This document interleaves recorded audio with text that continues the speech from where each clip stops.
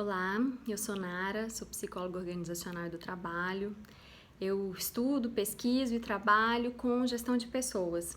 E decidi vir aqui gravar esse vídeo para socializar uma informação que eu acredito que nesse momento seja de bastante relevância para a maioria dos profissionais que exercem cargo de gestão, que é como gerir uma equipe remota.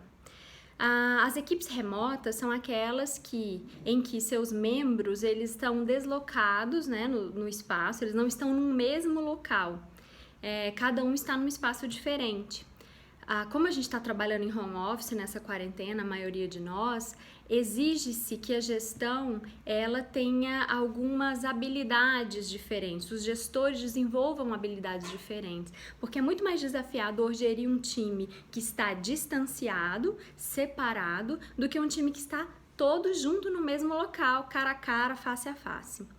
Então eu trouxe algumas informações, inclusive que foram discutidas essa semana num webinário da Universidade de Cornell, que está à disposição, está livre no site, quem tiver interesse.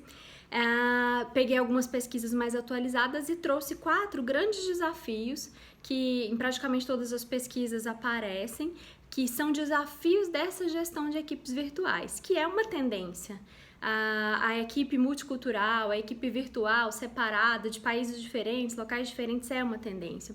Então, quais são os desafios de gerir essa equipe?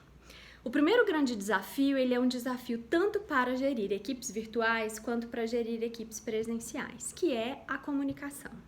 A comunicação para gerir uma equipe presencial é totalmente diferente da comunicação utilizada para gerir uma equipe virtual, uma equipe à distância, uma equipe remota. Por quê? Precisa-se ter um planejamento formal de comunicação, um plano de comunicação para esse gestor de equipes remotas. Precisa-se escolher primeiro que ferramenta eu vou utilizar para falar com a minha equipe. É WhatsApp, SMS, e-mail, não, vou falar com eles por videoconferência, ou vou utilizar tudo isso em momentos diferentes. Então, vou decidir a ferramenta. Decidir a ferramenta, eu tenho que treinar todos os envolvidos no uso da ferramenta. A gente vê muitas pessoas que não conseguem ou não estão tão habilitadas, né, com essas ferramentas da tecnologia. Então, a gente precisa treiná-las. Depois disso, eu preciso entender em que momentos vou me comunicar com eles. Porque muitas pessoas ficam ansiosas de estar longe, afastadas dos seus funcionários, dos membros de sua equipe, e começam a mandar muita mensagem, muita informação, muita ligação. Isso acaba atrapalhando o dia a dia deles, a execução das atividades deles. Então, vou conversar com um por um, uma vez por dia, uma vez por semana, vou fazer uma reunião de equipe uma vez por semana. Isso precisa estar formalizado para o gerente e para a equipe. Esse plano precisa ser mais formal. Uma outra questão que eu percebo é que a comunicação ela fica muito centralizada no líder. O líder é sempre aquele que envia as mensagens, numa videoconferência é ele quem fala, então os membros perdem um pouco da voz. O que eu sugiro? Quando for fazer uma reunião, digamos que vai fazer uma reunião na segunda-feira, antes da reunião, envie um e-mail com algumas perguntas abertas para que eles respondam, os membros respondam, o gestor consiga ler essas respostas e ter uma ideia de como está para esse time, quais são as dificuldades que eles estão tendo, como é que foi a semana. Vocês escutem, né, todos eles e consiga dar um retorno aí na própria reunião, porque algumas pessoas têm mais dificuldade em falar, utilizando câmeras e tudo, então as pessoas ficariam razoavelmente ouvidas, né, com uma dinâmica como essa.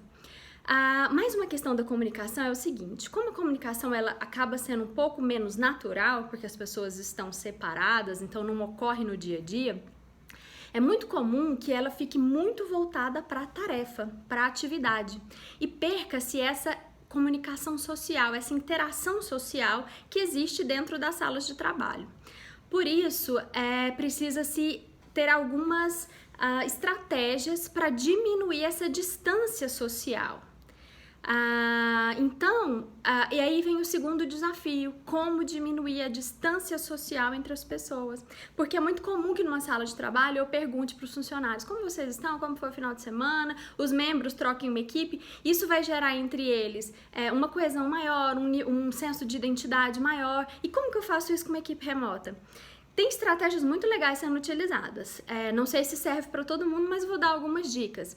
Uma primeira dica que está fazendo bastante sucesso, que é o happy hour virtual.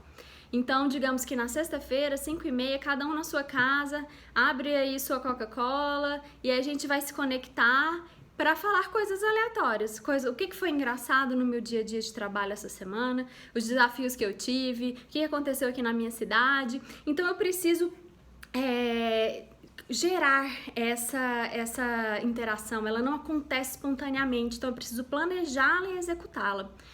Posso também, antes de uma reunião, numa segunda-feira, deixar um tempo para o pessoal dizer como foi o final de semana, como estão as famílias deles, como eles estão lidando com essa quarentena. Então eu preciso me preocupar com essa aproximação psicológica, emocional e social dos membros da minha equipe.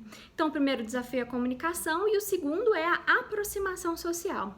O terceiro desafio que a gente tem na gestão dessas equipes virtuais é a criação da confiança. Como é que eu vou gerar confiança dos membros da minha equipe comigo?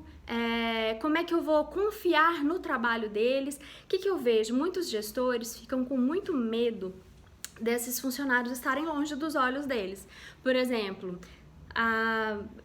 um colaborador demora a mandar um relatório e o gestor logo pensa, por que será que ele demorou para me enviar? Será que ele não está trabalhando? Será que ele está assistindo série no Netflix ao invés de trabalhar? Então existe uma dúvida muito grande no trabalho remoto sobre a própria eficácia, a própria efetividade das pessoas, do trabalho das pessoas. Então a gente precisa estabelecer essa confiança e entender que as pessoas estão trabalhando. Como que eu vou fazer isso? Eu acho que talvez o mais difícil para alguns níveis, né, alguns perfis de gestores, é desapegar de pequenos detalhes de metodologia de trabalho. Como assim? Eu vou gerir tarefas. Se eu passo uma tarefa para o meu colaborador, ele vai me entregar a tempo. Se ele vai fazer isso de manhã, à tarde, ou sei lá, na hora do almoço, ou fazer no sofá, na sala, utilizando o computador ou utilizando o celular, isso ele vai decidir. Então o gestor precisa desapegar desses pequenos detalhes de gestão. E por último, o último grande desafio é engajar a equipe nos resultados. Então, como que eu posso engajar a equipe nos resultados? E o que eu posso dizer é, todo gestor de equipe remota é um gestor de projetos. As equipes precisam entender para que elas servem, qual o papel de cada uma delas e qual resultado espera-se delas. A partir desse momento que elas entendem e acompanham os resultados, o engajamento aumenta. Então, é importante que vocês escolham uma ferramenta de gestão de projetos para que tenha lá as tarefas, os responsáveis, os prazos, o que está sendo feito, para que todo mundo saiba o que está sendo feito, como é que está a entrega e o engajamento assim aumentaria. Bom, então é isso que eu trouxe para vocês, que são as questões que são mais debatidas, né, dentro desse processo de gestão de equipe remota, de equipe virtual. Acredito que vocês possam usar no dia a dia de vocês algumas dicas dessa e vamos aproveitar para aumentar e desenvolver mais habilidades nesse momento que está todo mundo aí com tanta dúvida, com tanta incerteza. Espero que vocês tenham aproveitado. Um grande abraço.